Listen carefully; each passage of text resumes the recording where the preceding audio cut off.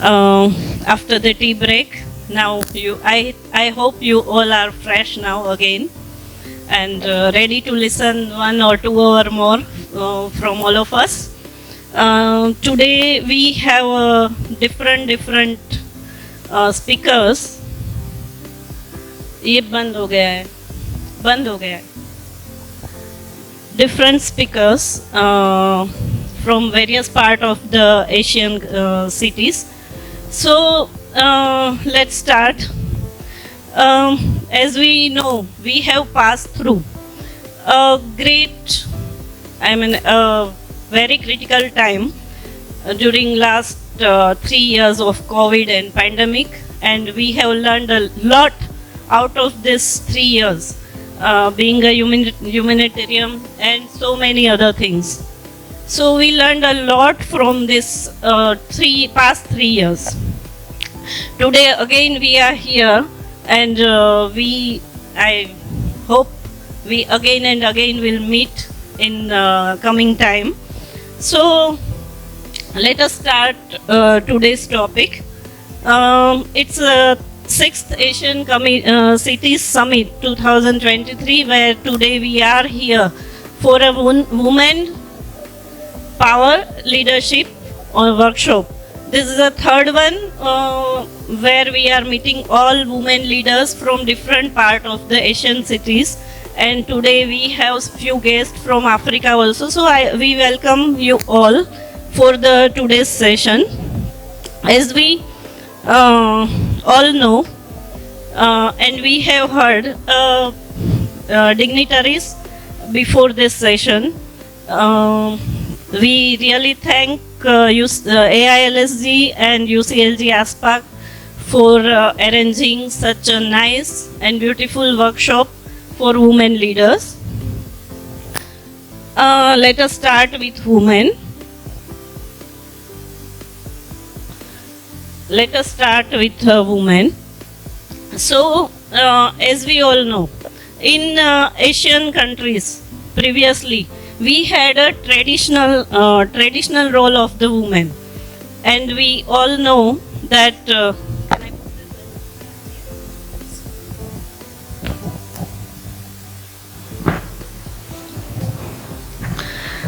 so we had a traditional role of woman. We know that in the past, women were meant to be a housewife. When we born, we are a daughter. When we grow up, we are a sister. When we grow up, we are a wife. When we grow up, we are a mother. There are different kind of roles we have to play in the family.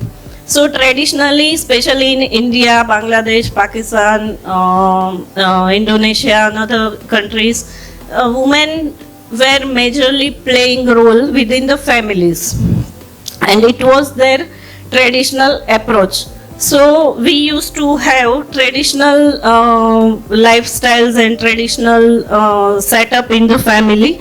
We used to play role like mother, auntie, mommy, kaki, so many roles. So we all know that traditionally we used to be as a woman, as a homemaker and a housewife. But within few years, if we take past few years, the role of the woman has changed a lot. They realized that not only as a housewife, but we have to go out and prove ourselves, and it has been started within last years of span. So you all are sitting over here, many women leader. यहाँ पे बहुत लोग बैठे हैं जो अलग अलग city से, थोड़ा किसी की रिक्वेस्ट है हिंदी में भी लेने के लिए, तो अलग अलग पार्ट से we are leaders, women leaders. तो हम इंडिया के और श्रीलंका, बांग्लादेश, बहुत सारे पार्ट से we are here to learn many things over here.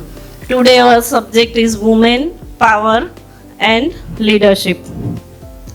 So we all know, as a woman, as a girl, as a female, we are playing different kind of roles, but at home, but at the same time when we go out, we are playing different role in the society also. But if we see, the woman is always try to balance both the places, workplace and home place. They always try to balance, and they always are balancing both the places equally, and they give equal importance to both the places. They always try to manage in a best way. So we can say woman is a best manager. Woman is always always a best manager. Woman performs as a best manager.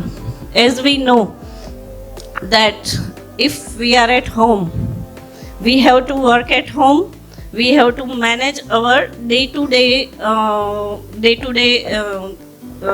things, and when we are in the work, we have to manage there also. Think about this, that when you are cooking something, and there, if you don't have one thing, say for example salt or something is not there at your home, you will manage your cooking at anyhow. You will find a way to manage this cooking at any cost. So this is what we have a power. We always have a power to manage from less resources and give the best result to the work. So we can find so many leaders from the society. So we have women are the great manager who performs the best always.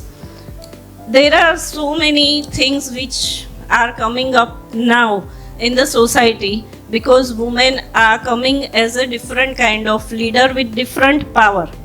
So we have different speakers on the different subjects. So I would like to invite our first speaker.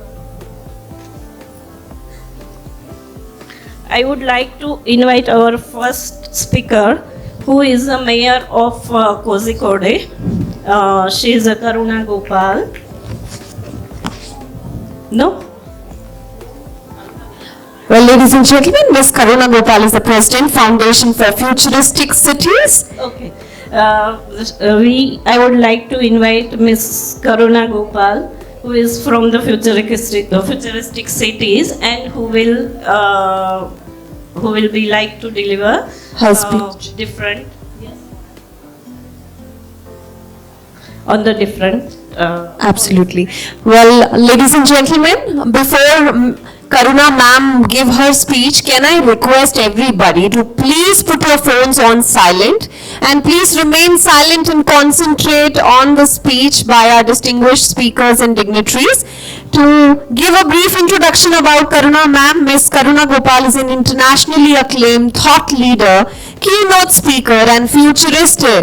She is the founder and president of the Foundation for Futuristic Cities 2005, a think tank that has influenced urban transformation in India for 1.5 decades. She contributed to the design of the 100 Smart Cities mission of India and has been invited to speak at the launch of the mission by the Prime Minister. Her innovation, IWIN, International Women Innovators Network, has been launched by the Vice President of India in 2020 March. Her current initiative, Search Smart Urbanization Reinventing Growth Equity, is about transforming policies for ushering in New India. Let's put our hands together and hear from Karuna ma'am.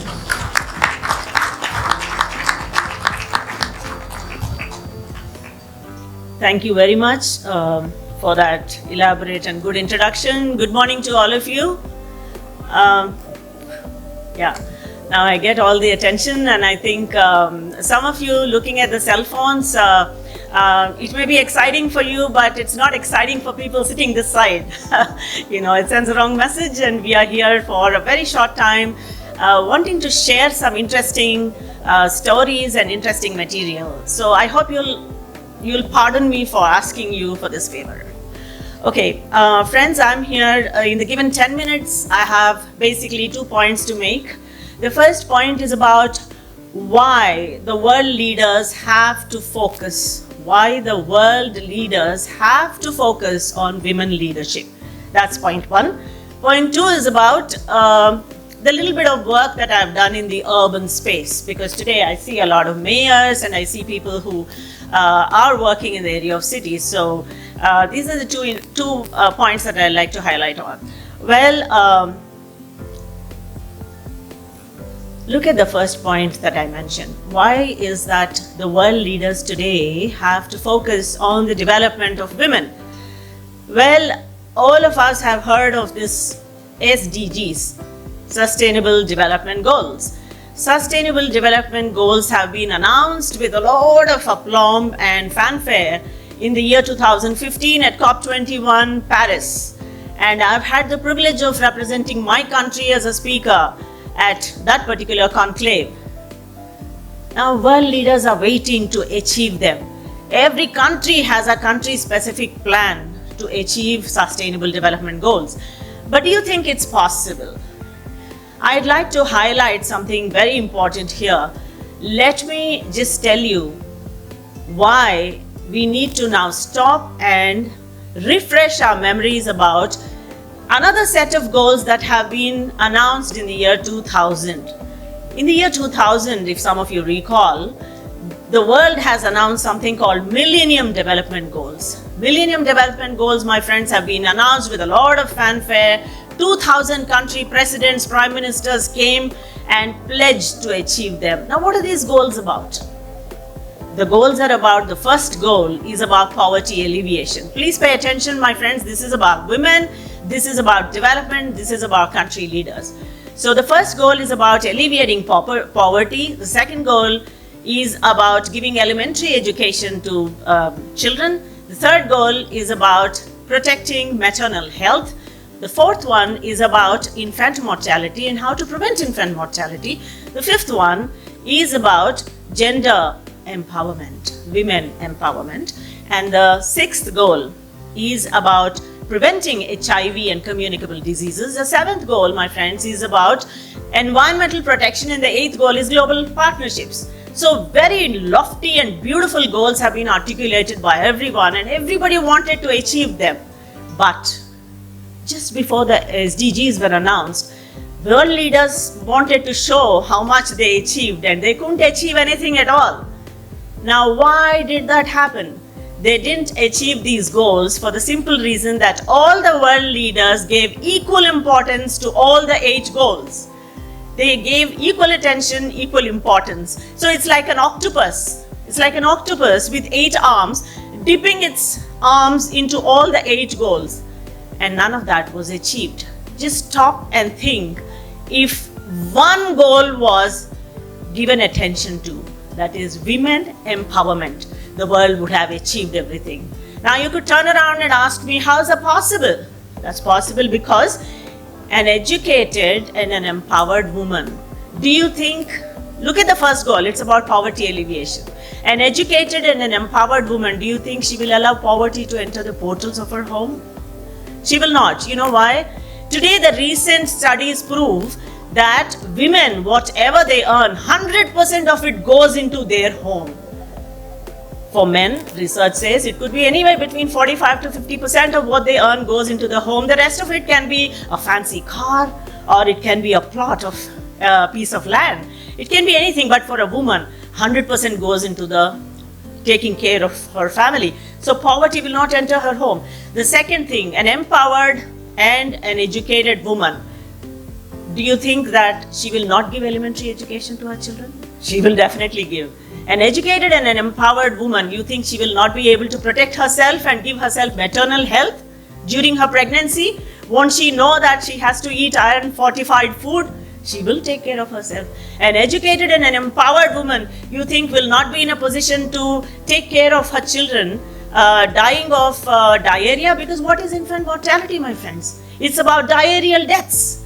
So won't an educated woman know to give oral rehydration therapy, a little bit of sugar, a little bit of salt in water, give the child and the child is alive? Won't an educated woman know how to protect herself from HIV and communicable diseases? Won't an educated and empowered woman know how to protect the environment? Today, research studies say mostly it's women who protect the nature and environment. I'll give just one example. Stop here and just give one example from my own country. In my country, we have a treasure trove called Sundarbans. They are mangrove forests, and these mangrove forests, an ecological asset, is being protected by 3,000 women. Who are these 3,000 women? They are 3,000 widows. And how did they become widows? Their husbands were killed by the tigers in the very same mangroves.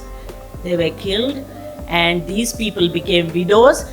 But notwithstanding the psychological pain, notwithstanding the financial pain, these women are protecting the ecological assets, because that's in the DNA of a woman.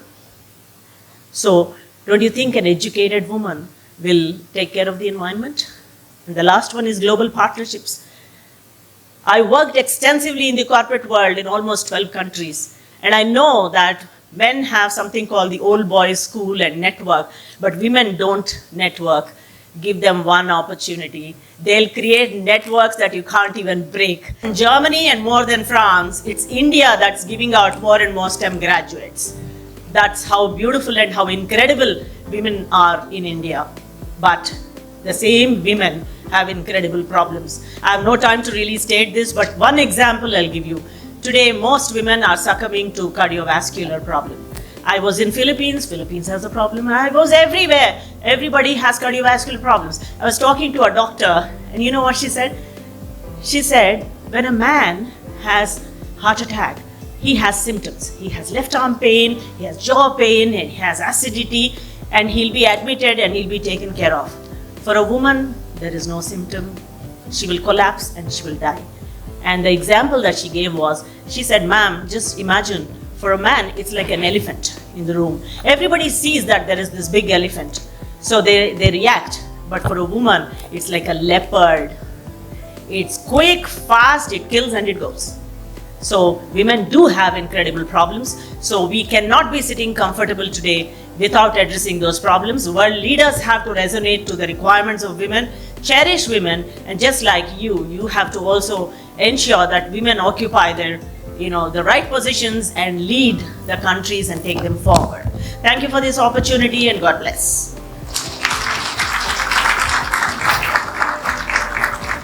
Thank you, Ms. Karuna Gopal. Now I would like to invite Mr. Kalanidhi Devkota, who will speak now. As we invite Mr. Kalanidhi Devkota, who is Executive Director, Municipal Association of Nepal. Mr. Kalanidhi Devkota is an accomplished professional with extensive experience in urban management, local economic development and poverty reduction. With a master's degree in urban governance from Erasmus University, Rotterdam, Mr. Kalanidhi has developed expertise in project management and has been a key player in promoting sustainable urban development. Well, with his deep knowledge of urban environments, he is contributing greatly to the development of local communities in Nepal. Ladies and gentlemen, let's put our hands together and hear him out. Over to you, sir. Thank you so much. A very good afternoon. Distinguished ladies on the dais, respected mayors, deputy mayors, urban professionals from very different part of the world, all the way from South Korea, Japan, down to the Africa and Europe. Fortunately, I've also been able to travel extensively representing my organization and country in very different forums and discussing about how we engage women in the mainstream politics as well as in the development, so that the most vulnerable can be seen in the forefront of the development.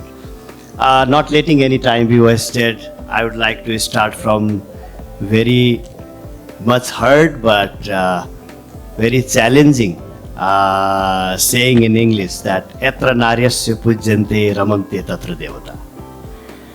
But it is very good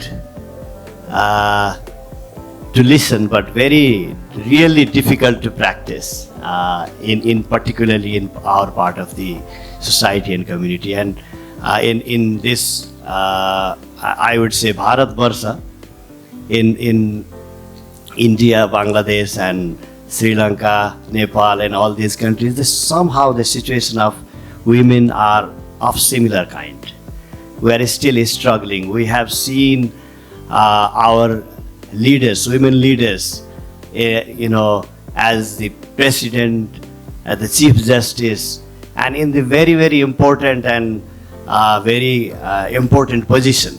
But lives of the women in general are still the same. So it is very challenging. So how do we ensure that the real women participation, real women's welfare in such kind of scenario and situation? So I would like to ask a question to this audience and let me do this a bit interactive also. So can you raise your hand, whoever has in your country that the constitution or legal document has ensured that women, local constitutional provision of local governments in your country. The constitution has guaranteed the provision of the local government. Yeah. The good sign is at least somehow 5 to 10% hand raised at least. And how many of you have the quota system in the decision making arena, like in the decision making position in your country? Quota system. Because as far as I know that today in the afternoon session there is also some discussion in the in that area also. So I would like to little bit throw some light upon how in Nepal we succeeded in protecting the rights of the local government in the constitution. I myself representing the Municipal Association of Nepal, fortunately we have also the immediate past president of Muan, Mr. Banju is also here, and we have deputy mayors and village council chair also, that because they are the witness that the rigorous exercise and the fight that we had done against the government to ensure the constitutional provision of local government and the women's quota in the local government and in the all three tiers of government. While the government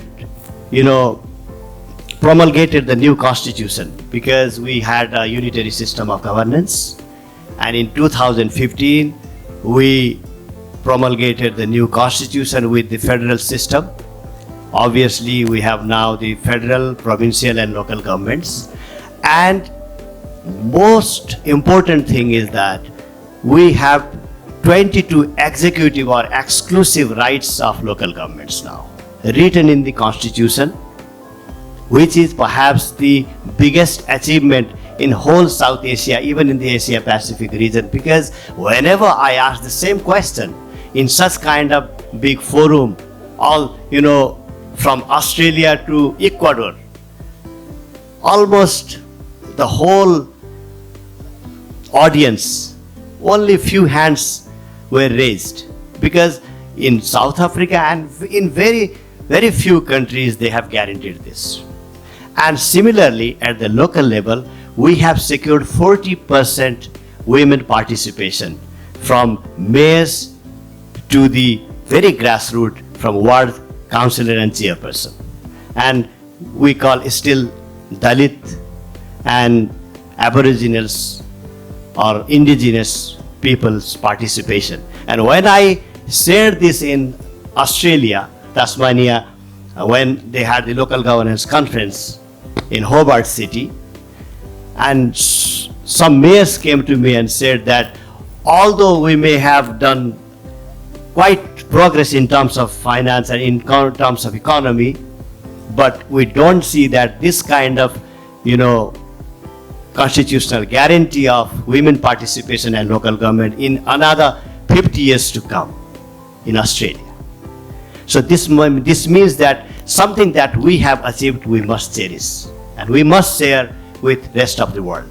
However, having said this, I am also aware of the fact that this is not sufficient, because securing the position and securing the constitutional, role is not important.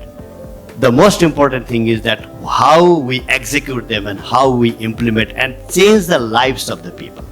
Because eventual goal is to ensure the economic stability, economic growth, and the women's condition. Because we know that in the recent times in the US and in the developed country, economic recession has again started to take place. So the most vulnerable group is again women, and their lives will be first affected by this kind of economic crisis, because their wages is low, their, they earn low, and their needs that persist is ever growing, and always they are bigger than the male, actually, their male counterparts.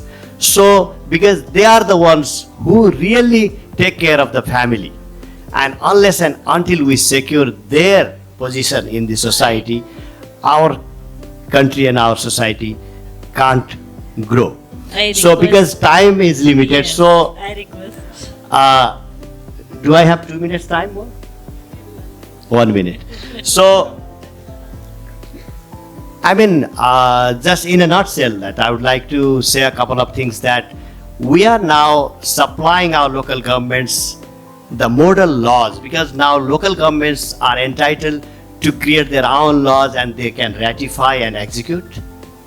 And they are gradually, exercising this kind of activities. And we have 7 steps of planning that starts from the ward level. Ward is the lowest unit of the service delivery, where the women are, exclusively involved in the planning process and then in the prioritization process. And this is how we are trying our best to involve them in the mainstream development activity and execution of the policy. So the one buzzword or one very popular word now we have using in Nepal is champion mayors. We are creating champion mayors in different areas, sanitation champion mayors, like our madam rightly mentioned that the SDG localization and all, there are different 16 areas. The 17th one is global partnership. Champion mayors in education system, champion mayors in maternal health, champion mayors in sanitation. For example, some of our cities are even invited by the United Nations to share how they really secured such kind of, progress in reducing the maternal health and child death rate. So these kind of good experiences and experiences are being shared among and within the municipalities through the peer-to-peer kind of learning, for which we have established 7 provincial learning centers, and the mayors, deputy mayors and chief executive officers get together and share. Because the traditional trickle-down approach where, the trainers used to train. It's more than 2 minutes. Yeah. Are now, okay, considering the time constraint, I would like to stop here, but I will be more than happy if there will be some question in the question answer round. Thank you so much. Yes, you can reply in the question answer session. Thank you, Kalanidhi ji. Can we give a big round of applause? Now I would like to invite Ms.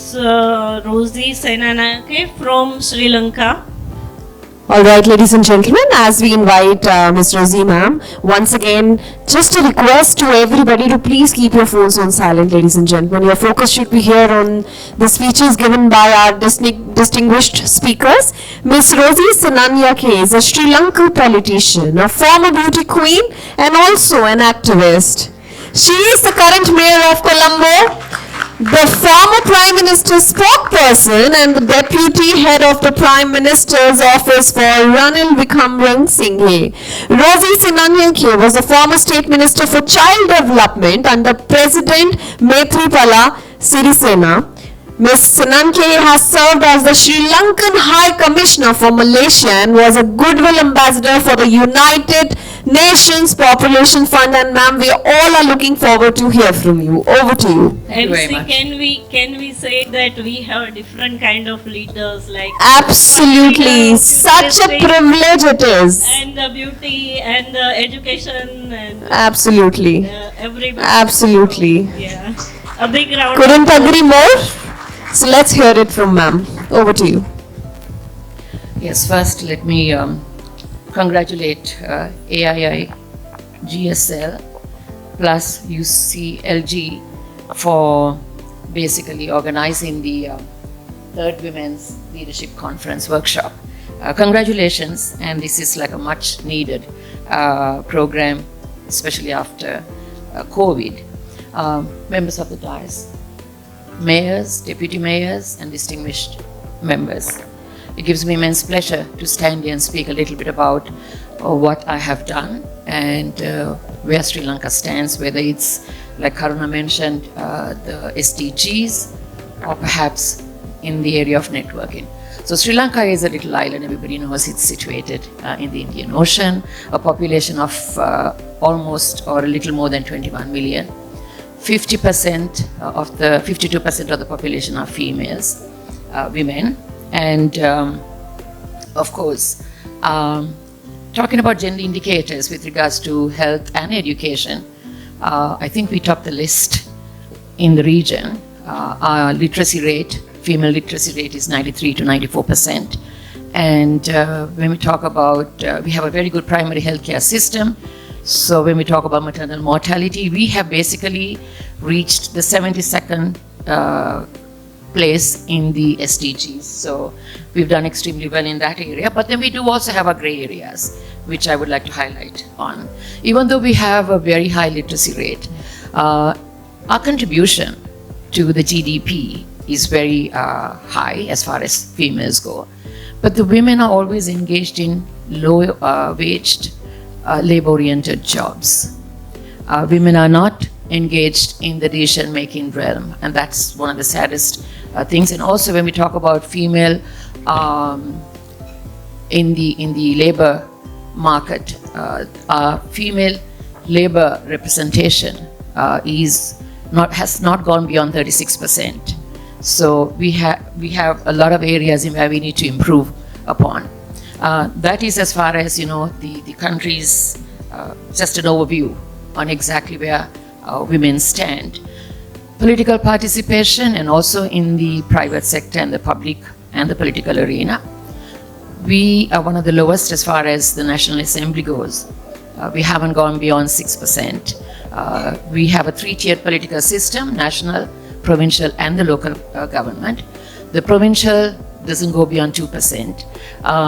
Thanks to the Honorable current President, His Excellency Ranil Wickremesinghe, in 2015, he made it mandatory. We had to take affirmative action to bring women into the local councils. And today we have 25% of local council members, of whom quite a number of them are here today at this forum.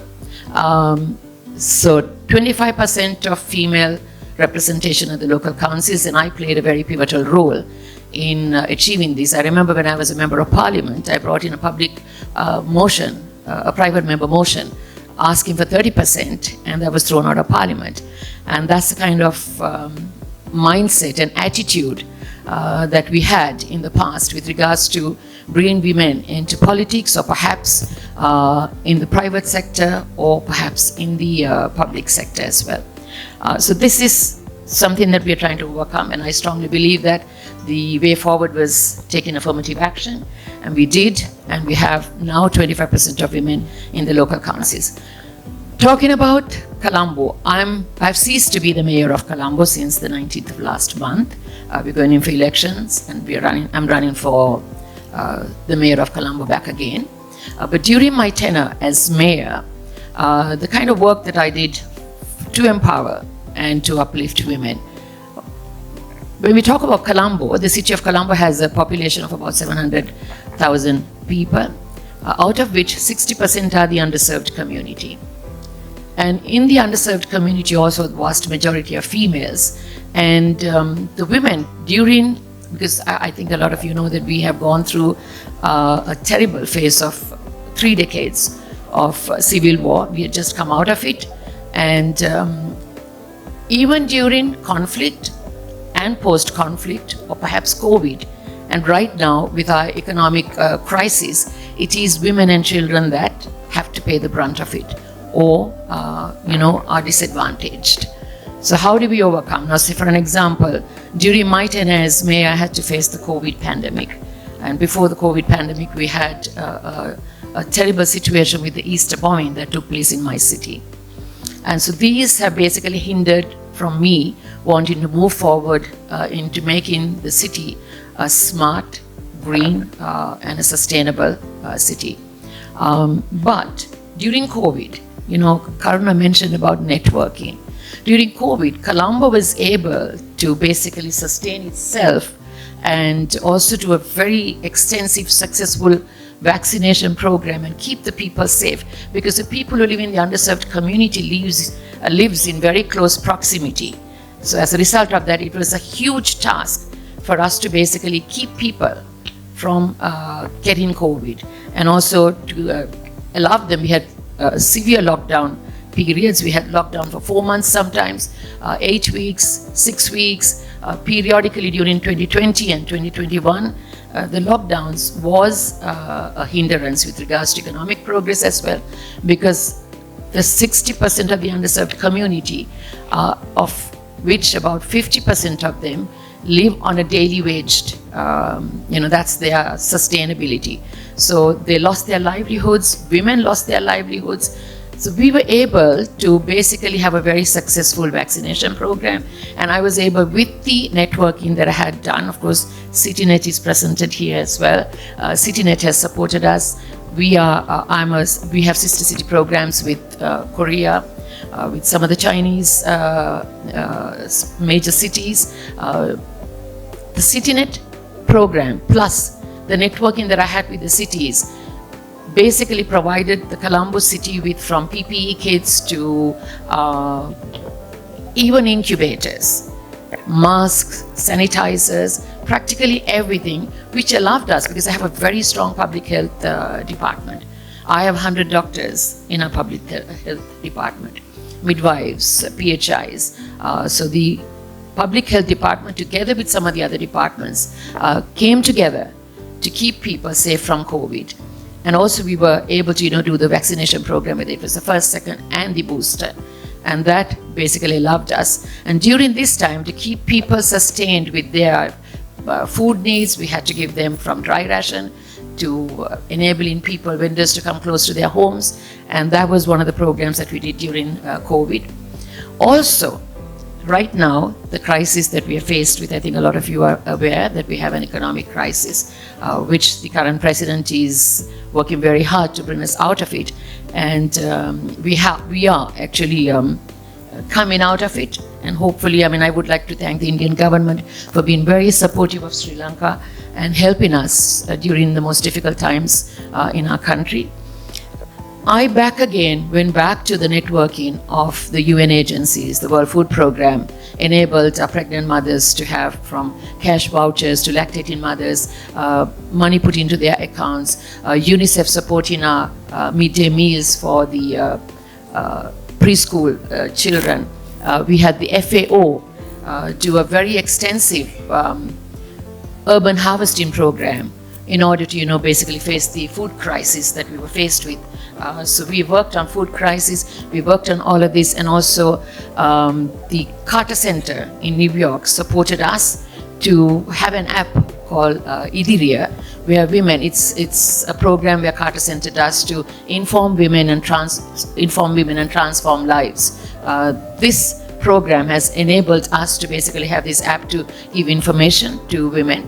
Also, UNFP has supported us with setting up a center for violence against women and other needs, because this is also an area that we are battling with when we talk about women and encouraging women. We also have vocational training programs targeting specifically the local jobs and international jobs for women and the youth.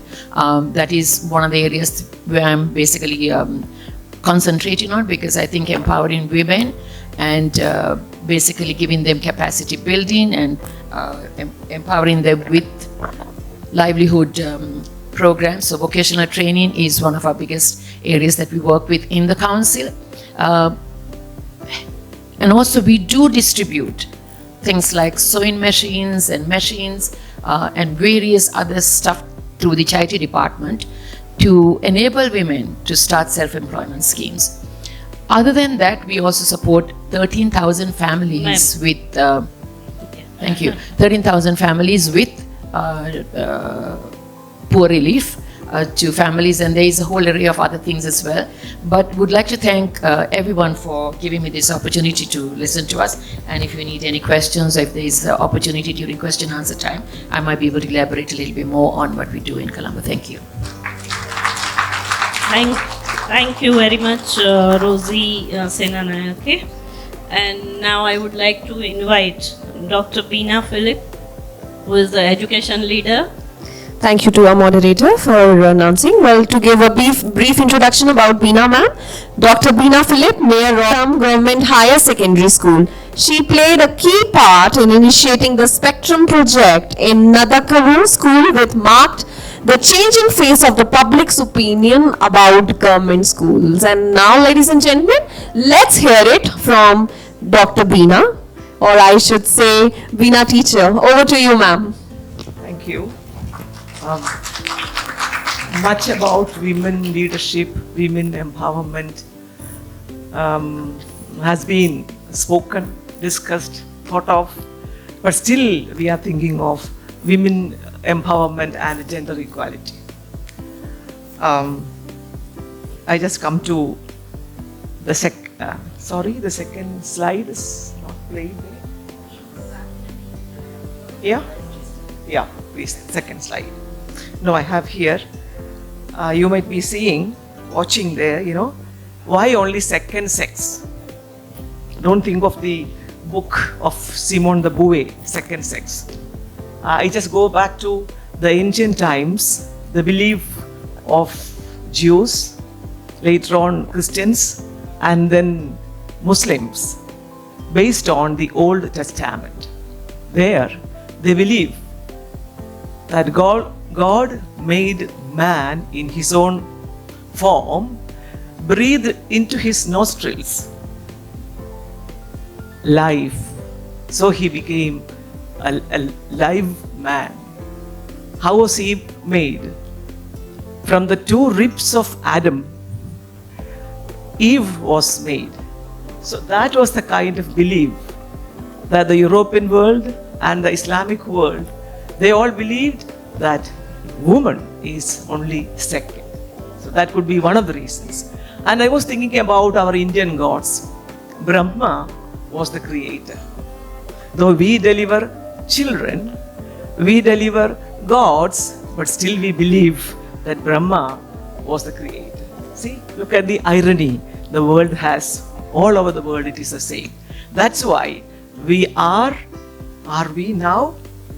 Or we were the second sex.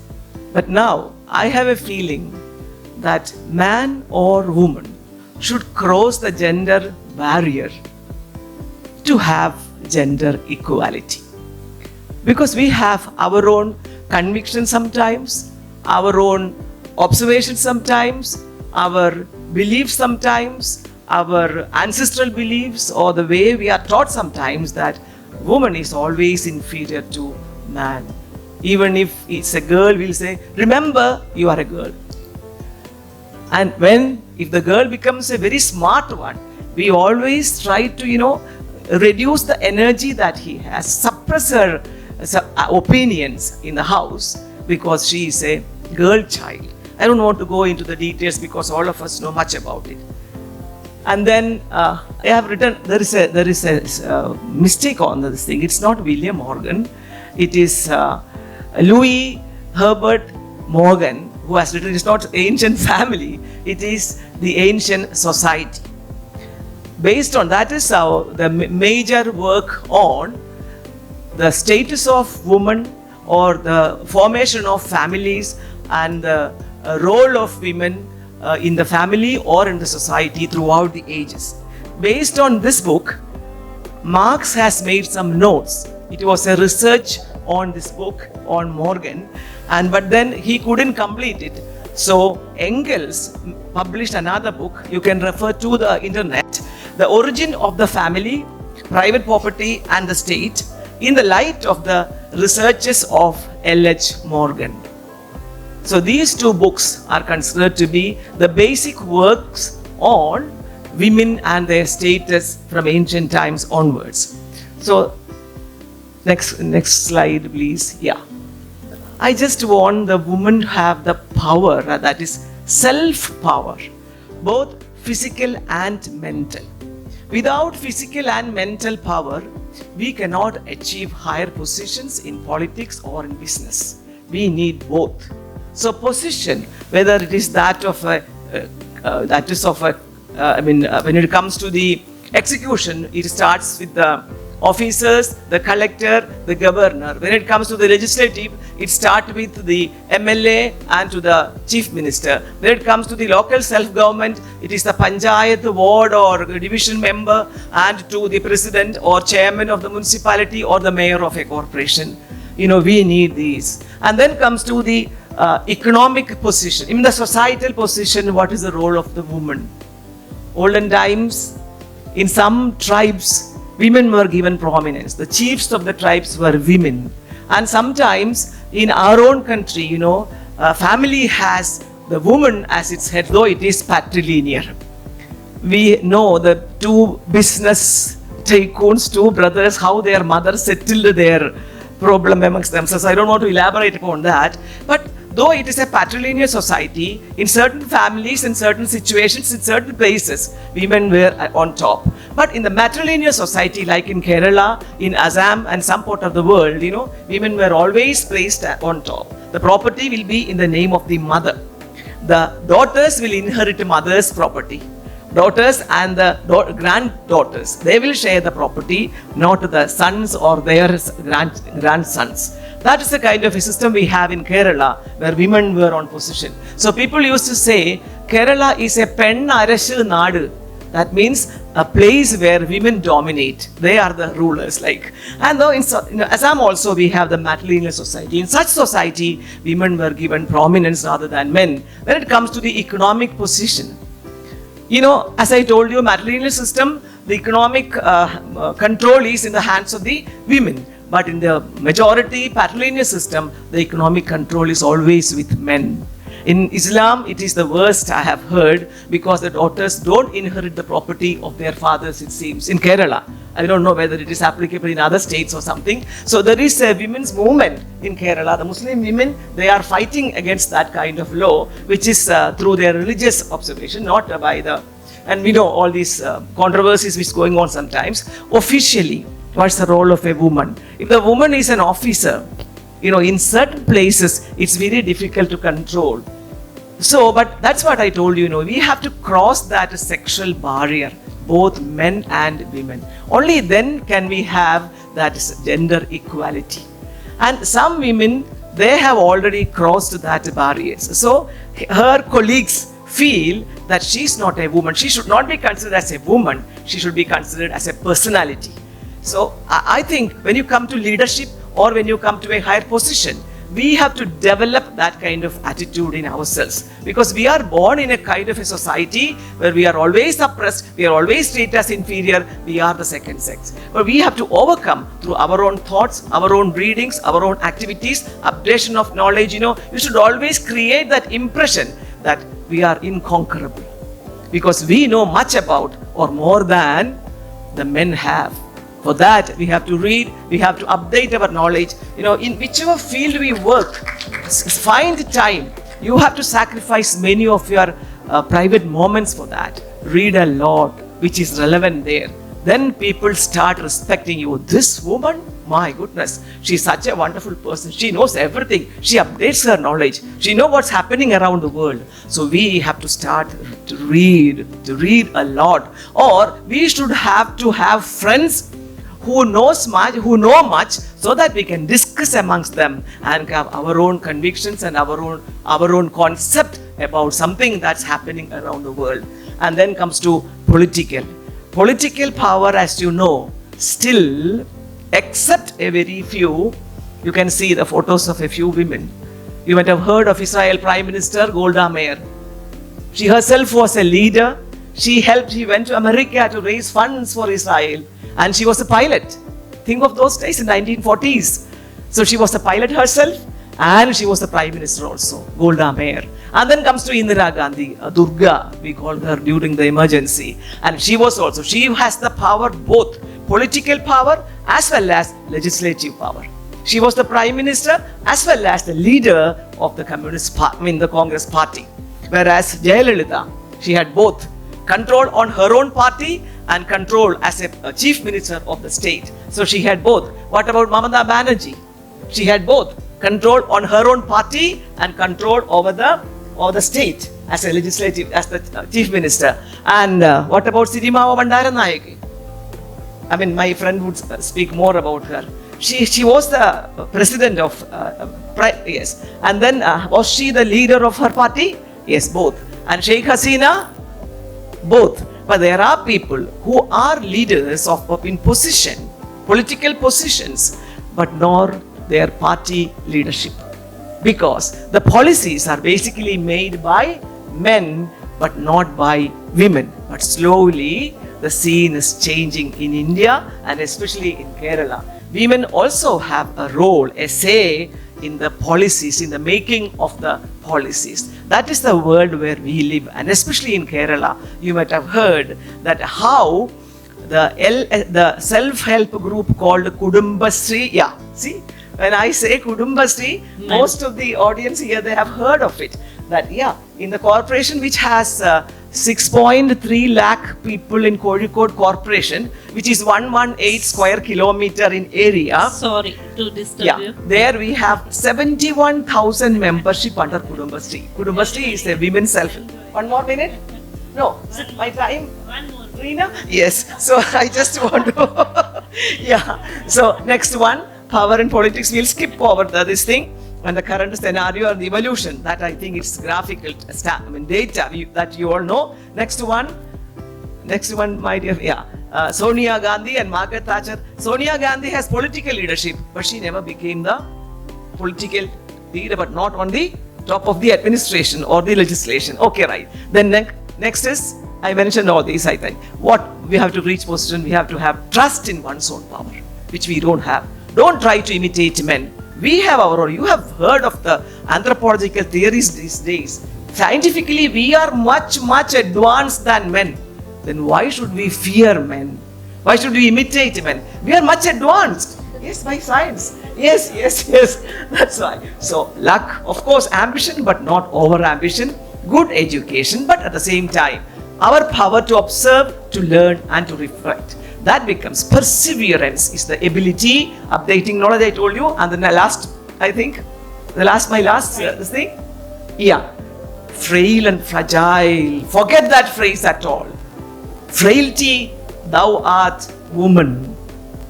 Right? Shakespeare's quote, and people use that. Never ever believe. We are not that frail or fragile. We are really very bold. So we have the ability. Just take it out.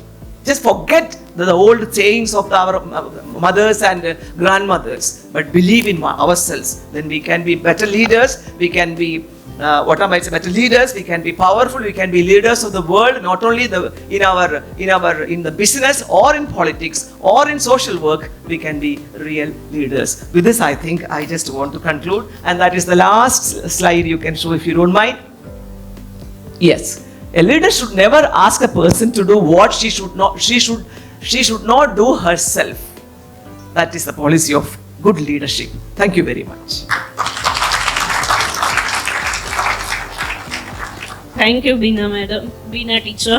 As we all love to hear more from you, and not only from her, but everybody has something unique to speak about today's session. But next speaker thinks that my time is going out. So hereby, she is always remind me. So hereby I would like to invite Sulochana Das. Thank you to our moderator. Well, I think the sessions are going absolutely interesting, and as Ms. Beena said, that I'm sure how many gentlemen are going to agree whatever our distinguished speakers are saying. Well, all the ladies are, of course, they have to believe, we are women, we are believing whatever they're saying. But how many gentlemen? Gentlemen, yes. Sitting over Yes. here. All right. Well, I think let's continue, the interesting and very insightful sessions. We have Ms. Sulochana Das, Mayor of Bhubaneswar Municipal Corporation.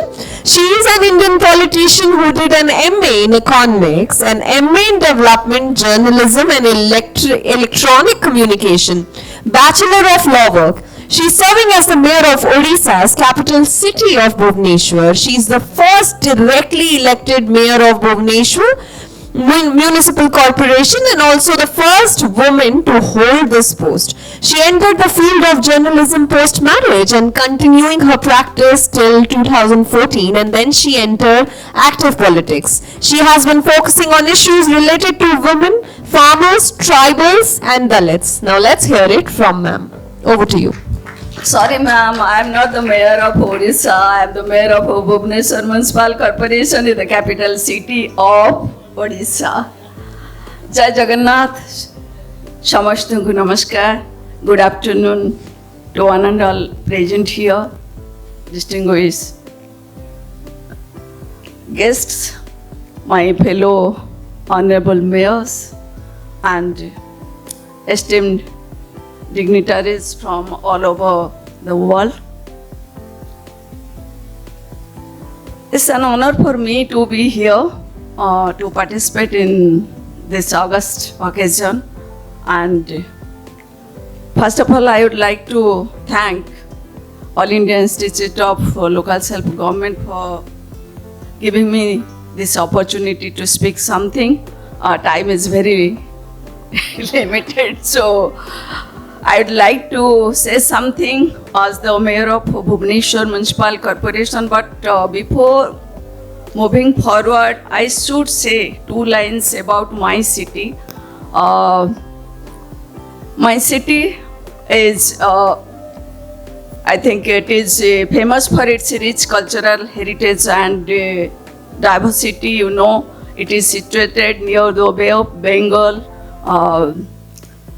I am telling this because we are very prone to natural disaster, and under the leadership of our Honorable Chief Minister Sri Naveen Patnaik, now we have become the pioneer to resist, to be resilient state.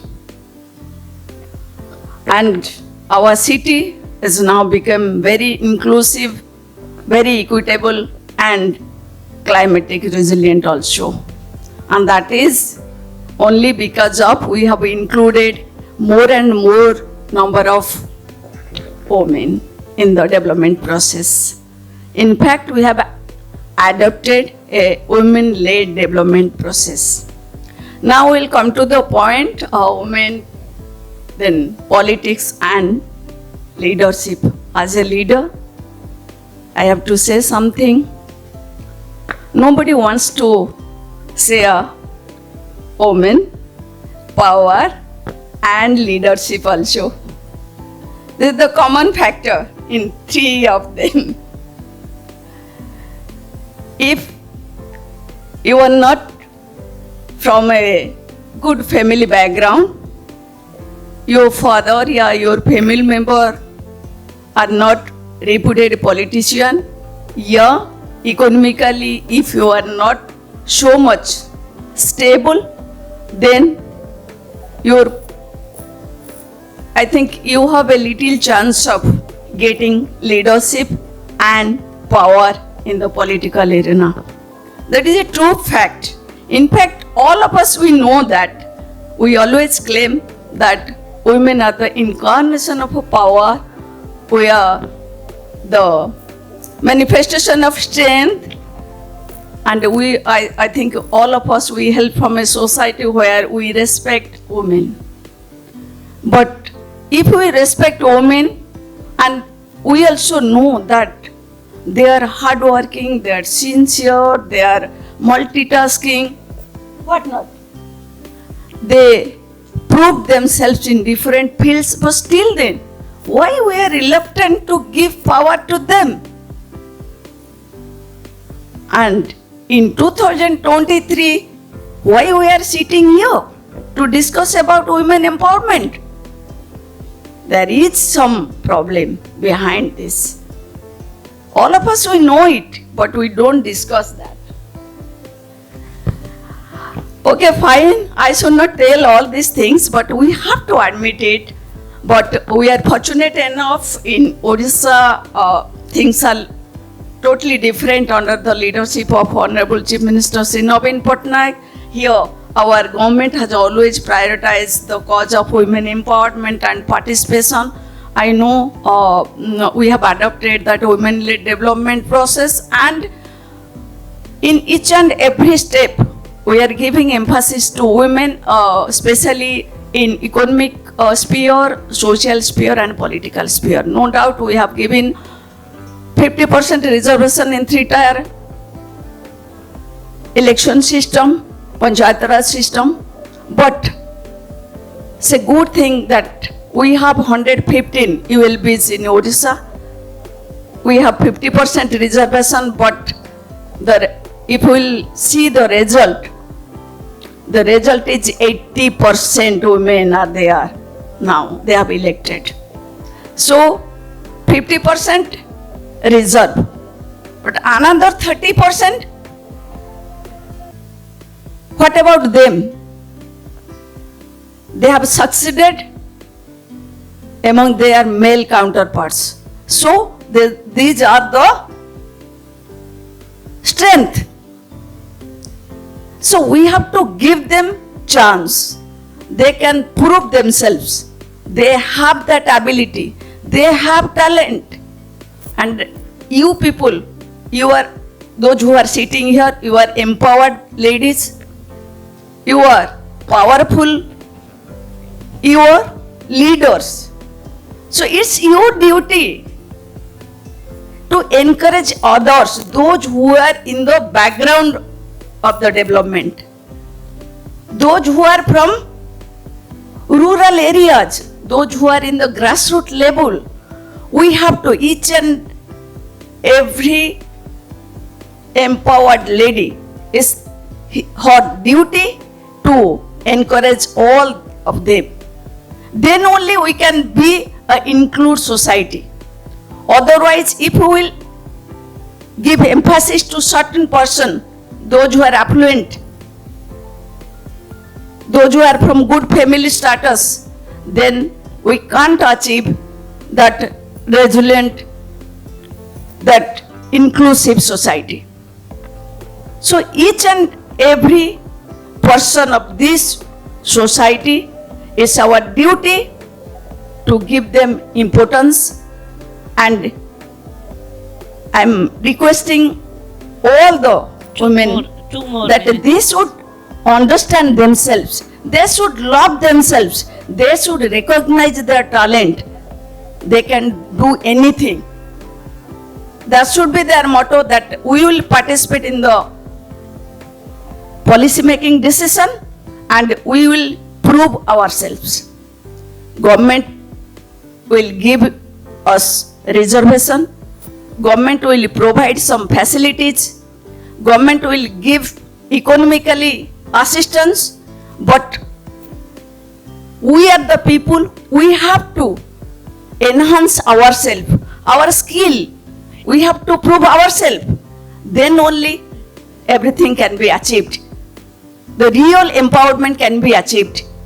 So economically we have to be self-sustained. Politically we have to be very efficient. We have to work hard and we have to show Ma'am. others that Ma'am, yes, complete whatever 1 minute. responsibility will be given, we will do it carefully. Thank you so much.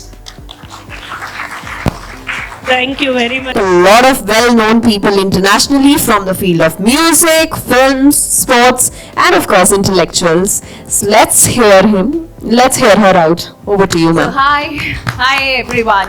Before thanking anyone or welcoming everyone, first I just wanted to ask you that people, you are coming all the way along from other countries. I hope your flight were comfortable. And thank you because of your representation, because of your presentation, we are here. So first, a very big round of applause to all of you, to all of us here today. Thank you. Thank you to all my fellow members. And thank you. I will not say thank you. I'll really appreciate Ravi. You know, he's a kind of contagious because he's so full of energy and, you know, keep fetching everyone in the same boat without thinking in a shade that, you know, how things gonna work. He just go for it. And that is how we ladies are, the vessel. You know, we are go with the flow. We are like water. And there are always said about us that we should talk about equality. Why? God never discriminate us. We have given the same 24 hours, the same 365 days, the same process, you know.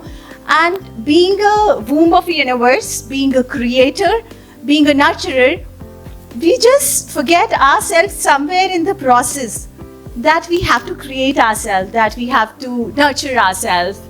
And I think this is what the journey is, all of us. Like there are so many people from other countries, Sri Lankan and from Indonesia, from Nepal, from everywhere.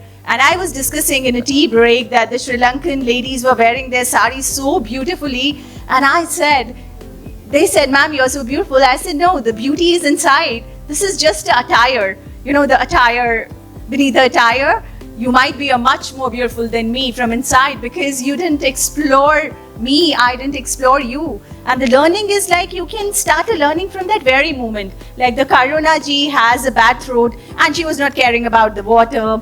Then Sena Naik ma'am, she was prior, doesn't want to waste your time carrying her water with her.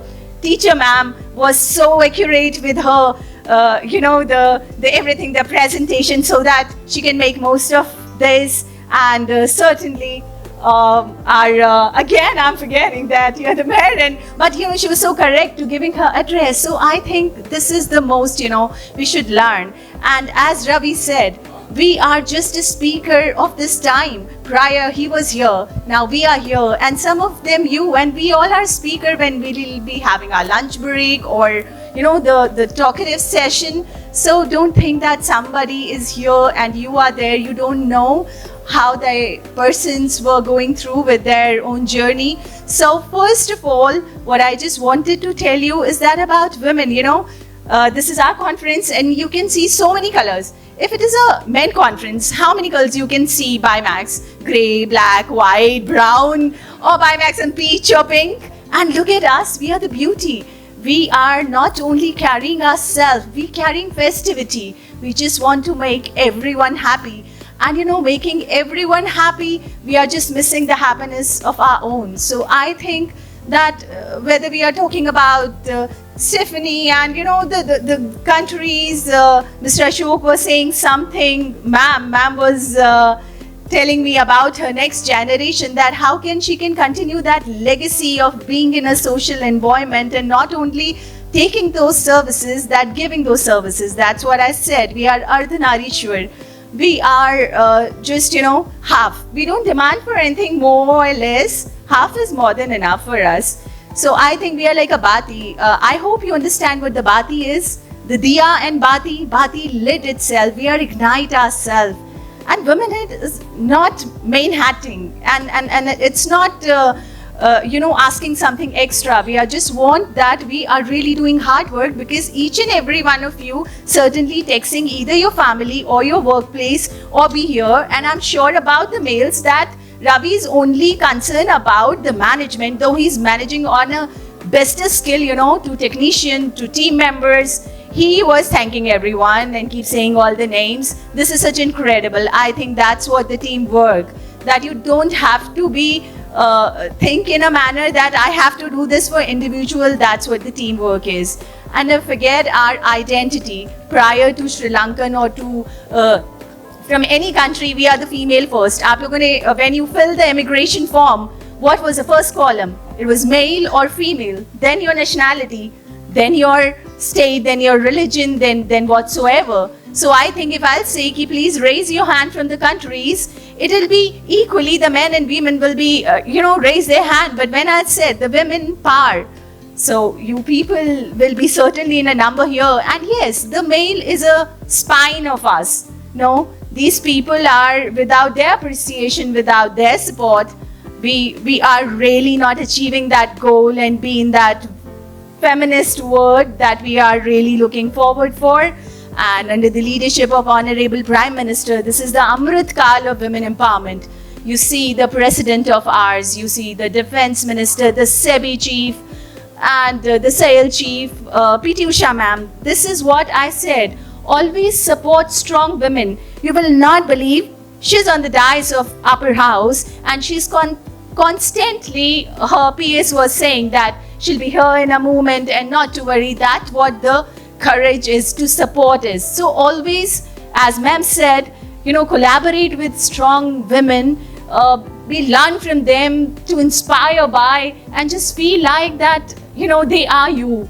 And just I think more power and more goodness to ourselves that we are here.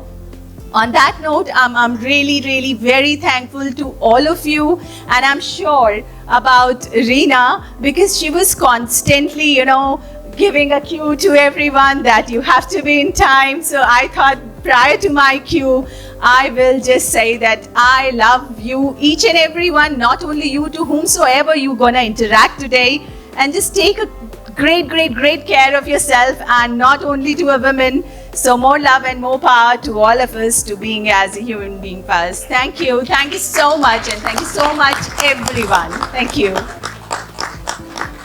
Thank you, Sunaina ma'am. It was really lovely speech, and we would like to listen more from you. And she is the one who actually finished her speech before time. But ma'am, let me tell you, you've covered almost everything. Yes.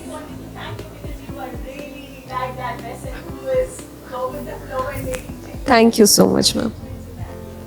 So today we have a different leader, like a political leader, a education leader, art and culture leader, beauty leader. So we have heard all kind of leaders today in one session. So Ravi, it's a beauty of this session that we have covered almost all leaders over here on the one stage. So it's a great for everyone, and I request you all, if you have enjoyed this session, can you give a close-off round once for everyone? Absolutely, ladies and gentlemen, if you enjoyed the session, a big round of applause for all our speakers. Yeah.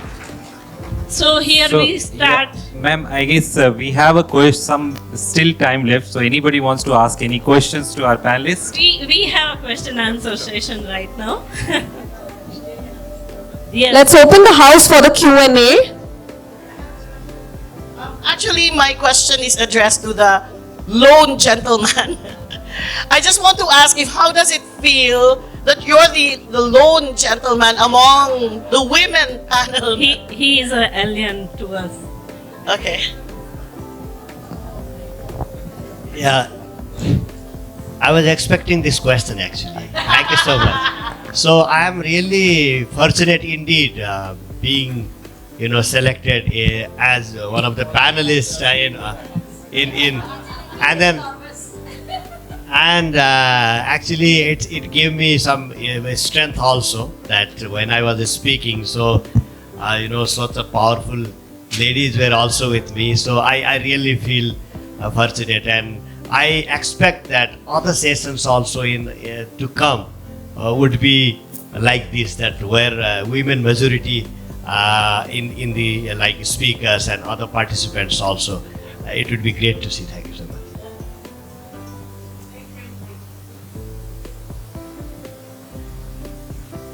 So, any question from the audience? Yes? Yes.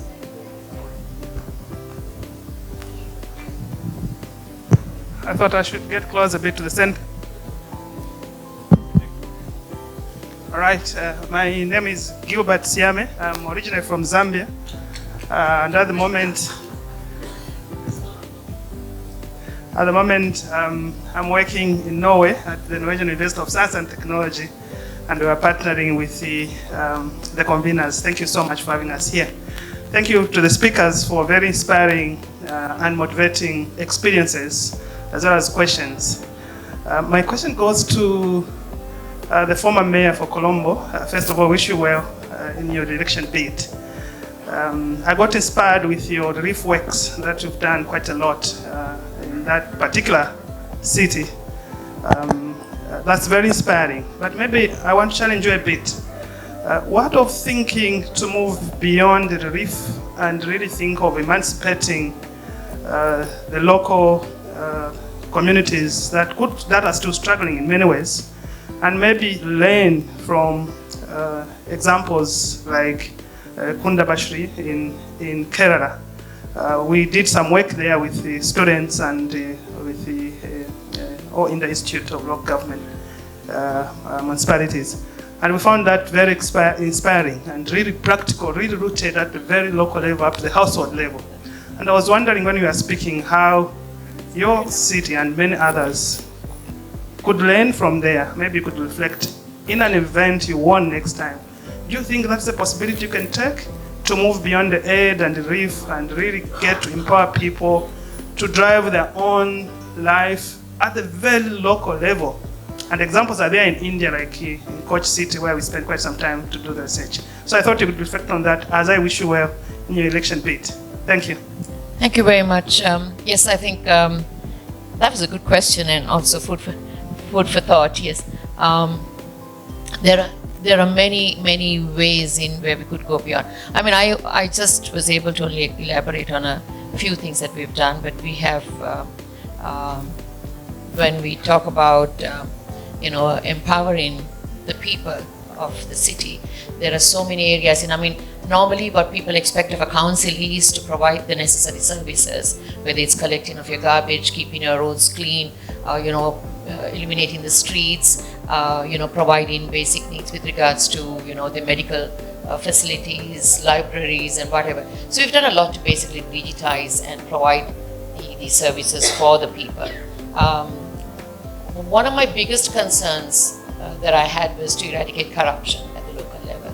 And how do we eradicate corruption and give people the services that are needed, and also to save the funds to do major projects to enable people to basically uplift their lifestyles or give them clean drinking water, sanitation, low-cost housing, etc., etc. So what I did was, like when Karna said, networking, through the networking with Seoul, Korea, I was able to get a grant to automate our tax system and to digitize, to have a digitized platform for, basically giving digitized planning approvals. Also, in order to get the planning approvals, you have to go through a certain steps with regards to whether it's street lining, fire clearance, drainage, all those aspects. I was able to basically streamline it, bring it under one window. It's called the single window counter, and provide these facilities within a short span of time, like 7 days maximum. And by doing that, we were able to go up in the doing business with ease. the World Bank Index a couple of notches higher, simply by making the lives of citizens easier, where they can get their services under one roof. Also, one of our first kind of things that we did back home is to turn waste to energy. Today we have a waste to energy plant, and that provides 10 megawatts of electricity. It goes into the main grid. So there are so many other aspects as far as basically giving the solutions with regards to all the services to the people. Apart from that, we are also basically looking at, like I said, 60% of the population, the underserved community. How do we basically give them, their basic needs with regards to whether it's housing, sanitation, or clean drinking water. These are some areas that we are looking at, and we have basically tied up with the central government, because we have to work with the line agencies and the line ministries, because the local authorities do not have the power to go into public-private partnerships to do some of these deliverance as far as uplifting and helping people at that level. So we have tied up to do from housing to empowering women with their women and men both, and the youth with their vocational training, work, etc., etc. One little thing you were talking about, just to elaborate on something that you said, that we are women and that we should have the power and we should not think that we are second-class citizens. But I have to tell you, through my experience, if one would ask me what are the biggest stumbling blocks or the hindrances of me being in politics, it would be number one, because I was a woman. It's not easy, like what you said. And I'm a woman who came through the rank and file. I didn't come with a tailor-made, ready-made voter base like what you was talking about. It's always the privileged. Today, if you take the Sri Lankan Parliament, we have less than 6%. And the vast majority, 99% of those women are women who come with a tailor-made, ready-made voter base. And political parties find it easier to give people who have a voter base, whether it's the husband's wife, the father's daughter, or the brother's sister. So we need to go beyond this. We need to basically think differently. And the key here is we need to advocate change of mindsets. I think we need to have a paradigm shift with regards to changing mindsets on how you perceive a woman and how you look at women. Thank you. Can I give India perspective on this? Can I give an India perspective on this? I just use that very quickly. I thought that was a very brilliant question. Typically, some of our developing nations are looking at welfare most of the time. But your question talks about empowering people from the grassroots and not just giving the fish, but teaching them how to fish. So my country has done an enormous amount of work in that area. Today, if you see that our community groups, the thrift groups that we have created perhaps in the world, we have the largest thrift groups. Women come together, save money, distribute money, and do a lot of entrepreneurial work. And it has become so big that today in the blockchain technology, the self-help groups are being used as a case study because of our people coming together and working. Our Prime Minister has announced a lot of loans for women. They're called Stand Up India for the underprivileged. They can just go to the bank, get loans, start their own enterprises. Then you have startup loans. 50% of the startups today are owned, they have women as directors. We have 90,000 startups in the country. India was nowhere in the startup map, but today we have 90,000 startups and 50% of the startups have women directors. So a lot of, as you said, a lot of help was given to make them stand on their own feet. There are a whole bunch of initiatives are given, free money is given when networks are being created, technology platforms are being created. Even as we speak today, women are being trained in traditionally man-owned skill areas like automobile manufacture. Just yesterday I was talking to a woman who's into submarine making. So that's how quickly we're moving forward. Thank you. Thank you, Karuna Madam. Now I would like to ask for some question from my side. I would like to ask first question to Dr. Beena Philip, Beena teacher. what impact does the gender paradox, especially in youngsters, have on social development in your city? I'm so proud. Yeah, But in please Kerala- reply in 1 Yeah, minute. in Kerala, the gap, there's a paradox, but that gap is becoming narrower and narrower. Because as I told you in my speech, I had told you about Kudumbashri units and about women. Whether it's PhD or MPhil or PGs, more number is that of women rather than men in education. We are far in front of men population, or rather, boys population than the girls population. So, not much of a paradox existing in Kerala right now. And most of the teachers, 80% of them are women. In the colleges, now it is 65%.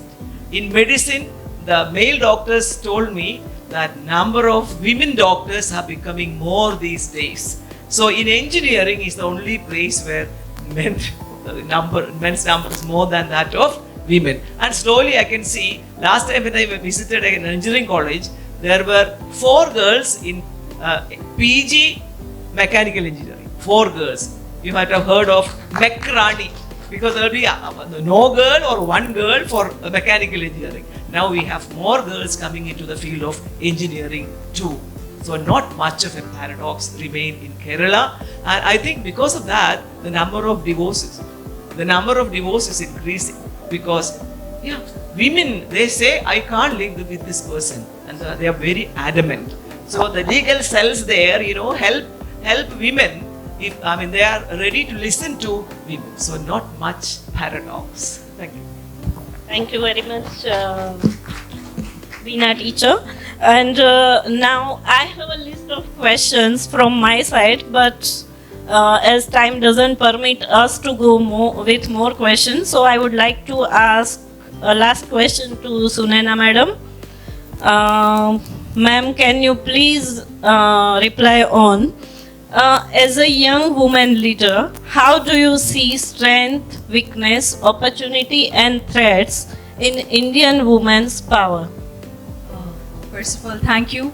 And ma'am, I was saying in a term of that God didn't discriminate us. This is this is a society, this is a man-made thing, so that can be, rectified. So that's what I was saying, that God has given each and everything to us equal, and it is our society which is not giving us comfort to bloom at our best. So now, back onto my question, it is SWOT, strength, weakness, opportunity and threat. The strength, we are the strength of each other. So I said, I think we already have a less space, so don't elbowing each other.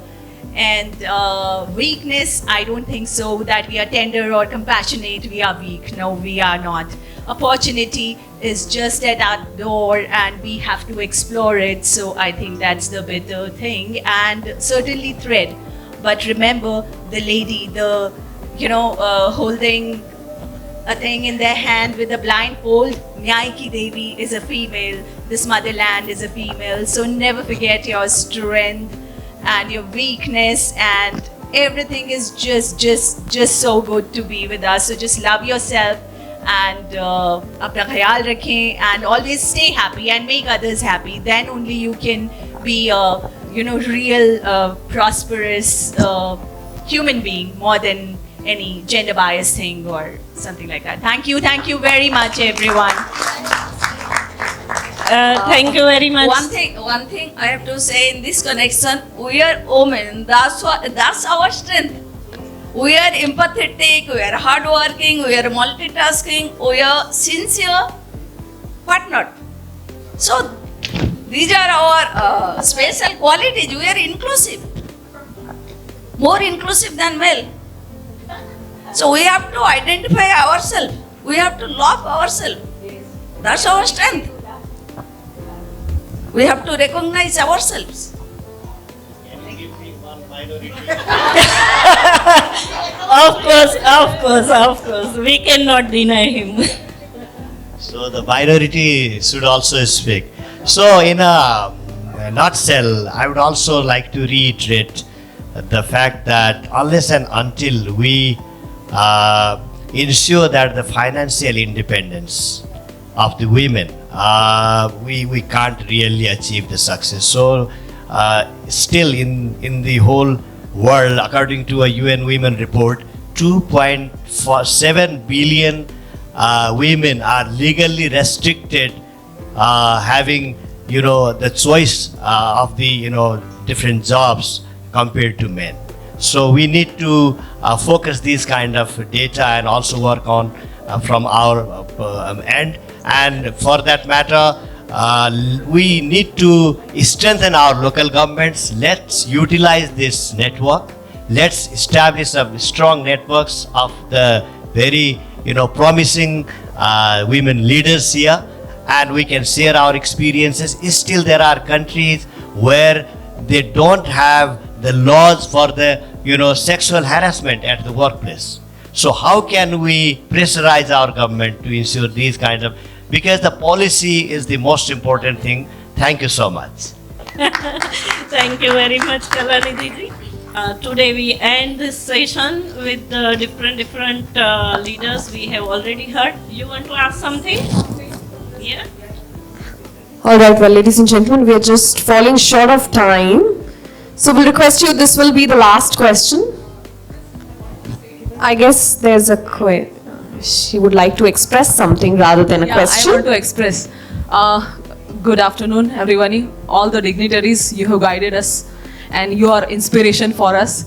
I would just like to bring to your notice that on the dais, Mr. Kalanidhi from Nepal, Mrs. Rosie from Sri Lanka, and all from India. The place where Sita was born, the place where Sita was taken, and where Sita was. Great. Huge round of applause, everybody. The most powerful lady in our history, and I will not say it as a mythology, but history. Absolutely. Great. Yeah, and from where she got power. From her own self. So it teaches us that we have us within. All of you are also. Yeah, I know. And I want to draw your attention that the name of the mother of Sita is Sunaina, and I am here in between. So that is what we have inside us. So if we cultivate it, and what I say is, if one woman helps another woman, that will make a chain. Rather than men are always supporting us, but women should support another Absolutely. woman. Thank you so much. Thank you. We very fix much. each other's Thank you crown. very All right, thank you. Well, dignitaries, please settle down. It's time for the felicitation ceremony. It will be an honor to felicitate our distinguished dignitaries. So I would like to request Neha Patnikar to please felicitate Mr. Kalanidhi Devkota. Again, ladies and gentlemen, with a millet hamper and a beautiful artwork. Let's put our hands together.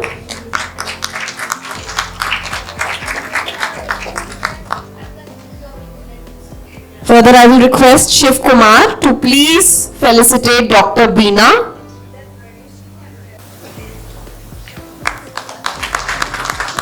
और इसी के साथ Mr. RPS Yadav to felicitate Miss Reena Shah, our moderator.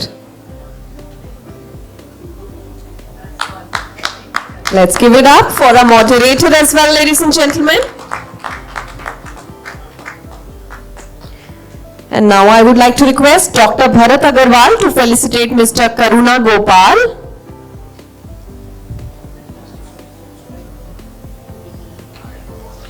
Let's give it up, everybody.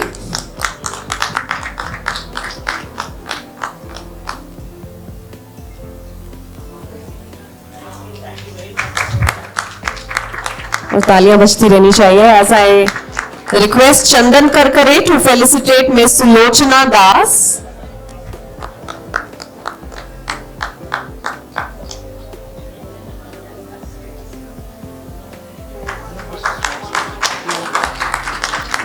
And Mr. Vishwanath Sawant to felicitate Miss Rosie Sinania K.